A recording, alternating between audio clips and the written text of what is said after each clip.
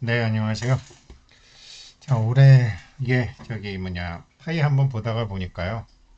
시온 1810이라는 분이 굉장히 장문의 글, 파이 네트워크 수급에 대한 얘기를 써주셨는데, 뭐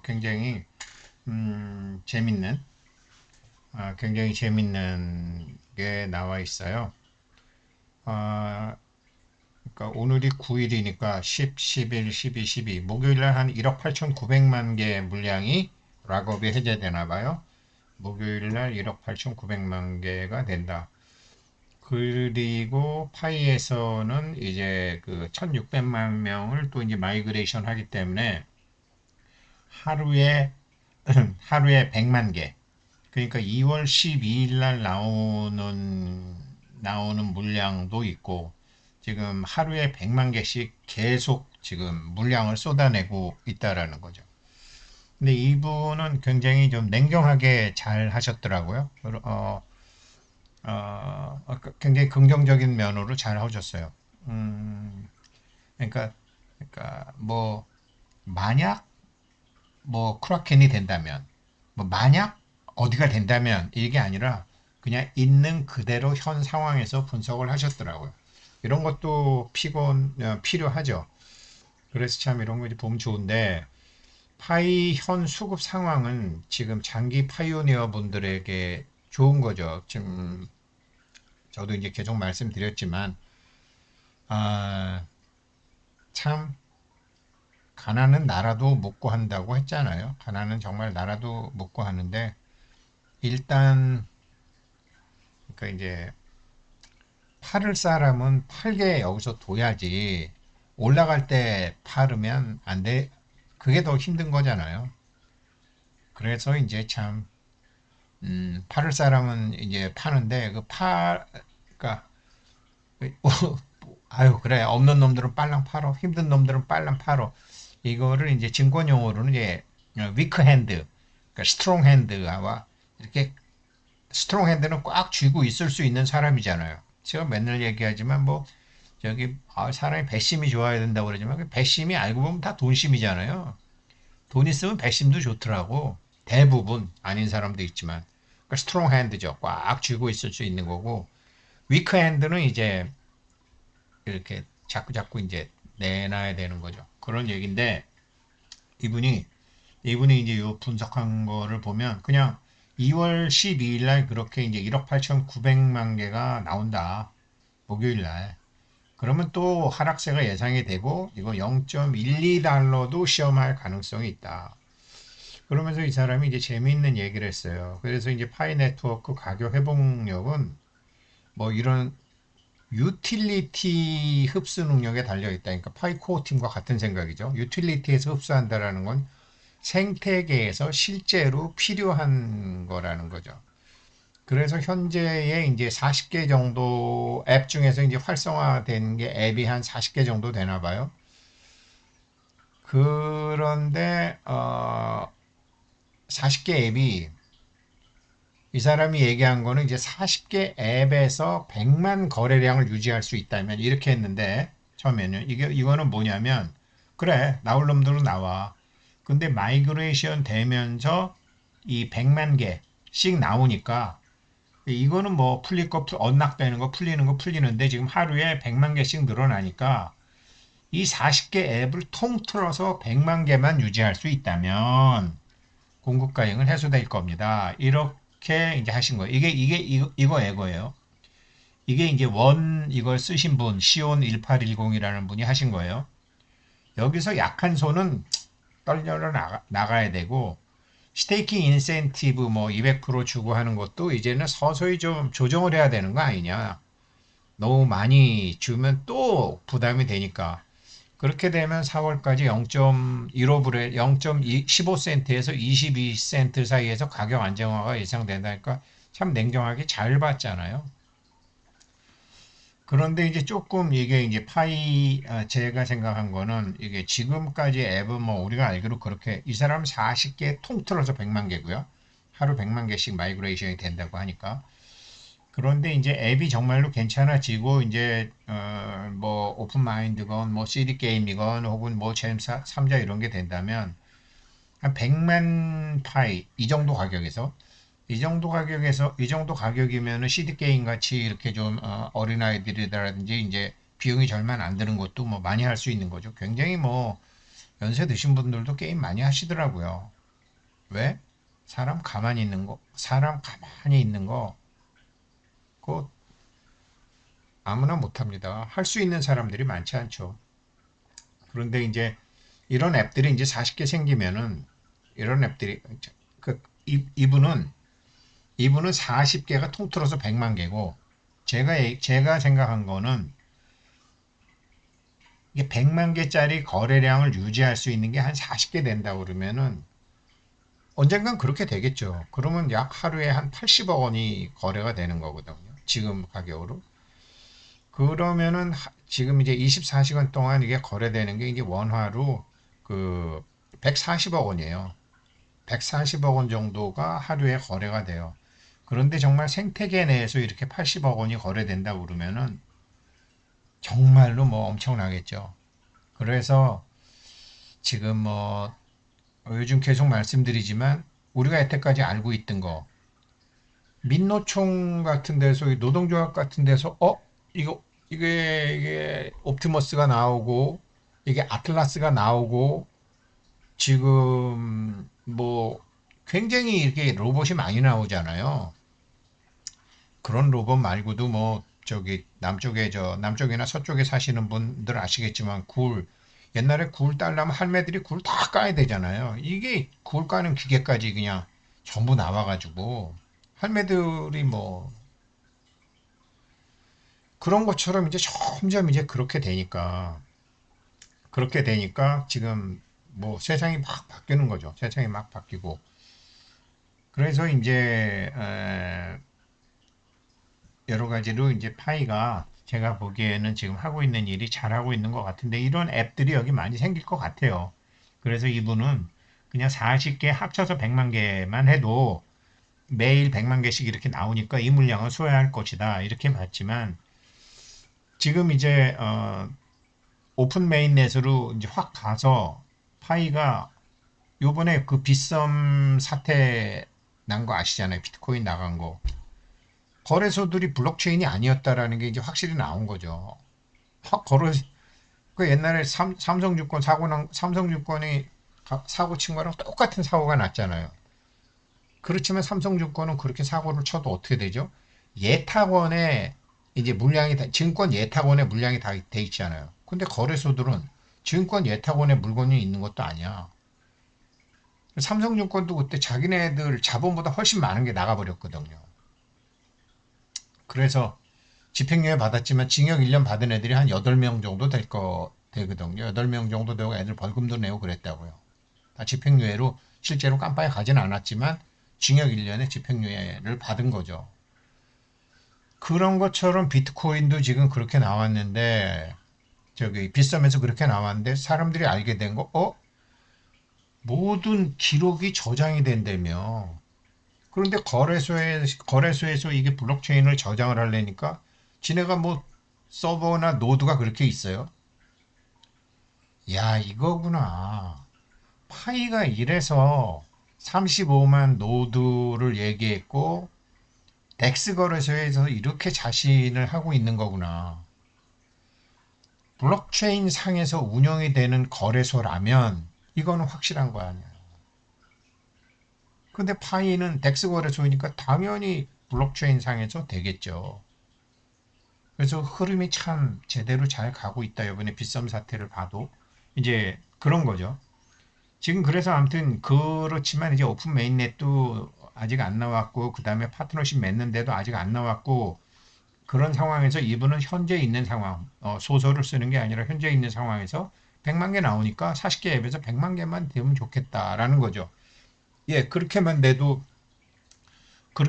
사실은 괜찮을 거예요. 근데 오픈 메인넷 때문에 40개 앱에서 100만 개 될 것 같아요.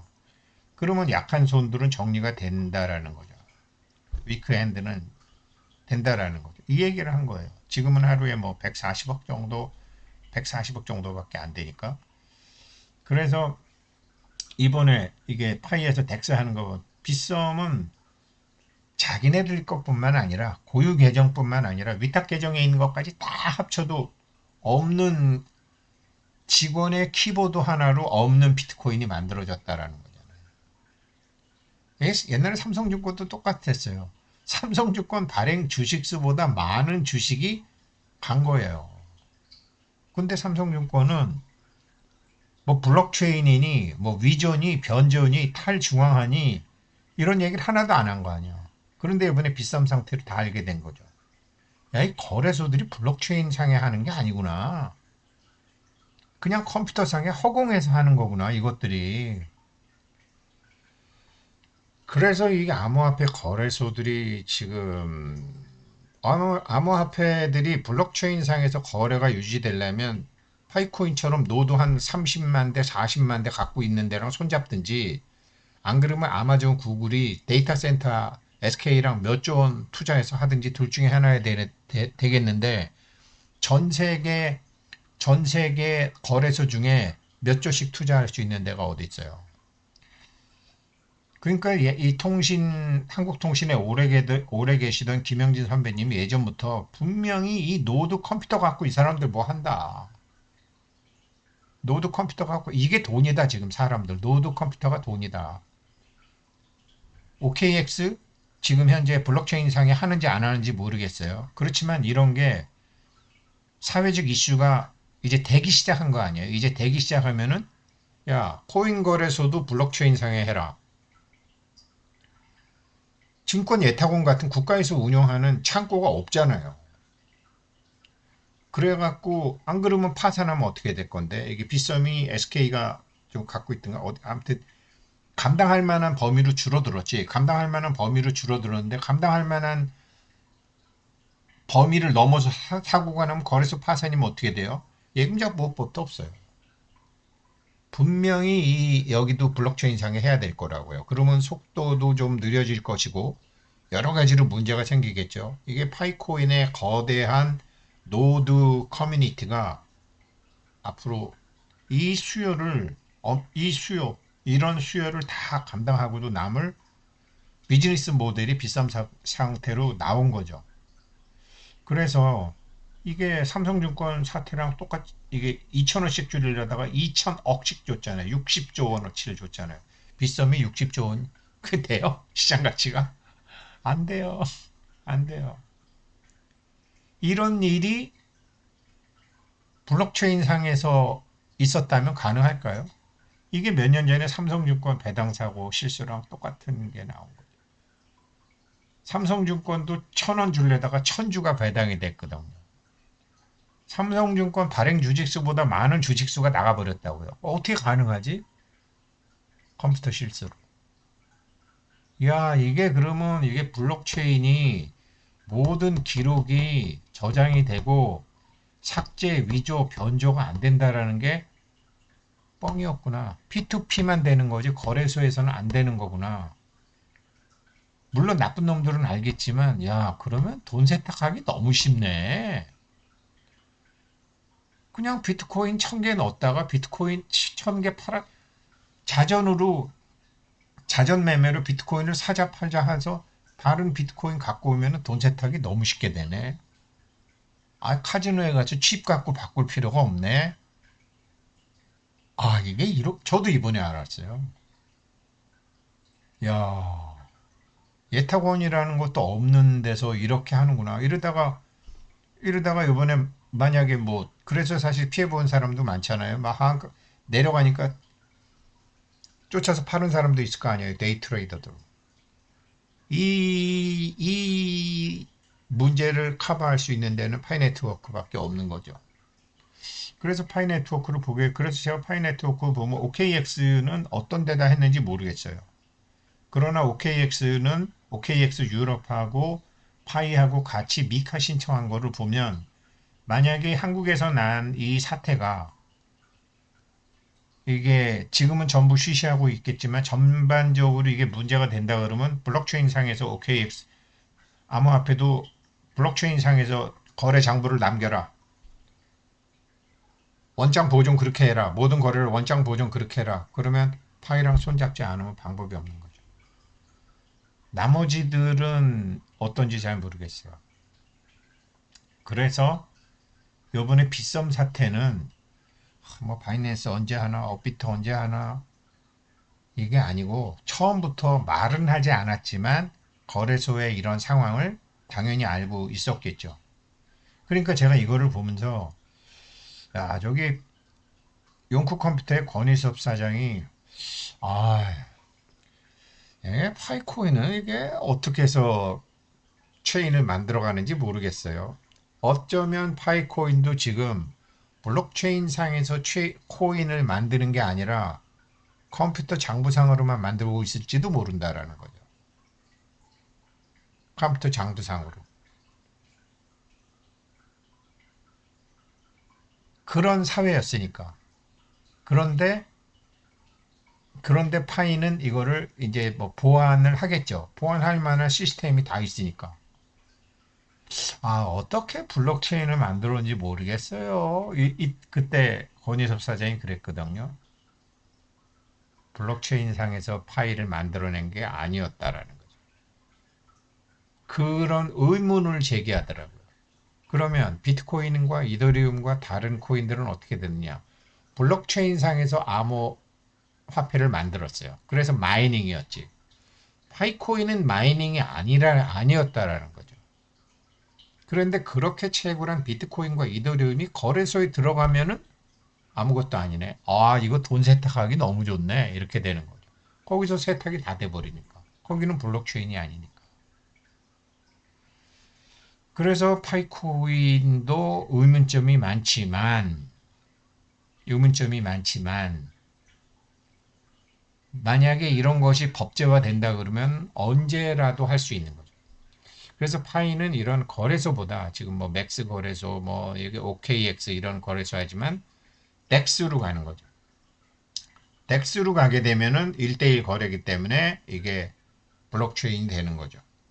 그래서 이걸 보게 되면 여기서 제가 지금 이거 막 덱스 말씀드렸잖아요. 이 양반이 참 똑똑한 분이 잘 썼다라는 게 이것도 그렇지만 이런 건 뭐 누구나 알 수 있는 거지만 이렇게 썼어요. 해석을 자세히 해보면 지금 온체인 현실은 공급 충격을 받고 있다. 1600만 명이 지금 메인넷으로 이전했다. 2월 달은 극심한 압박의 달이다. 2월 12일 날 1억 8,900만 개가 잠금 해제가 될 거다. 이거는 월간 최대 공급량이다. 그러면서 1월 30일은 보통 100만 개인데 1월 30날은 250만 개가 락업이 풀렸다. 락업이 풀려서 네트워크 참여도를 높였다. 동시에 탈중앙화 거래소의 유동성 매도 압력을 그러니까 덱스 거래소에 그게 몰렸다라는 거죠. 덱스 거래소에 몰렸다. 유동성 압력을 증가시켰다. 그래서 파이가 덱스랑 AMM이랑 같이 한 것 같아요. 풀이잖아요. 그러니까 덱스 거래소에서 시장에 풀리는 게 아니라 이 덱스 거래소 유동성 풀에 들어가는 거죠, 일단. 그래서 아, 이게 전부 다 이렇게 되는 거구나라고 해서 이제 하나하나 의문이 좀 풀려가는 것 같아요. 지금 이 암호화폐에 대해서는 지금 클래리티법도 아직 뭐 한다고 그랬다가 확실하지 않은 것처럼 하도 이 루폴 그러니까 법률상의 허점을 피해 가지고 막 이리저리 하는 그런 게 많기 때문에 스위프트 체제도 있고 스위프트를 벗어나서 뭐 브릭스 국가들이 뭐 하려는 것도 있고 지금 이게 양극화냐 아니야 안 그러면 뭐 다극화냐 지금 막 세상이 판이 바뀌니까 그래서 암호화폐에 대한 것도 이제 계속 지금 뭐 확실한 게 안 나오는데 파이가 이제 어떤 법이 나오더라도 적용할 수 있는 그런 준비를 해가고 있는 것 같고 빗썸뿐만 아니라 파이도 블록체인으로 코인을 생성하지 않았을 확률이 높은데 지금 거기에서 물어서 뭐 답도 안 해주겠지만 이러한 선천적인 이런 문제점을 해결하기 위한 방법이 폐쇄형 메인넷을 그렇게 오래 끌어왔던 것 아니냐 그렇게 해석도 돼요.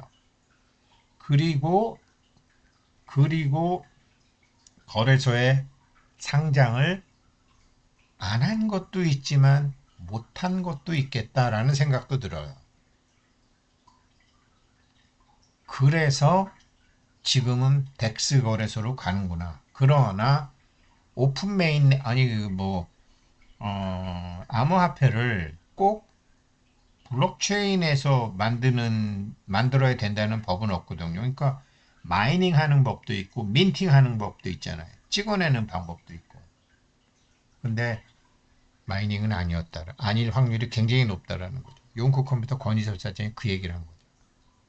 민팅이 맞는 거죠. 화폐를 만드는 거죠. 어디에서? 그냥 컴퓨터 장부에서.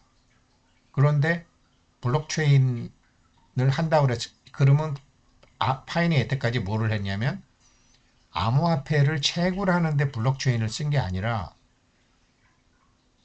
암호화폐가 사용되는 장소, 그것이 생태계건 거래소건 거기가 블록체인 돼야 된다라는 것을 처음부터 알고 있었을지도 모른다라는 거죠. 무엇이 중요한지를 아는 거라는 거죠.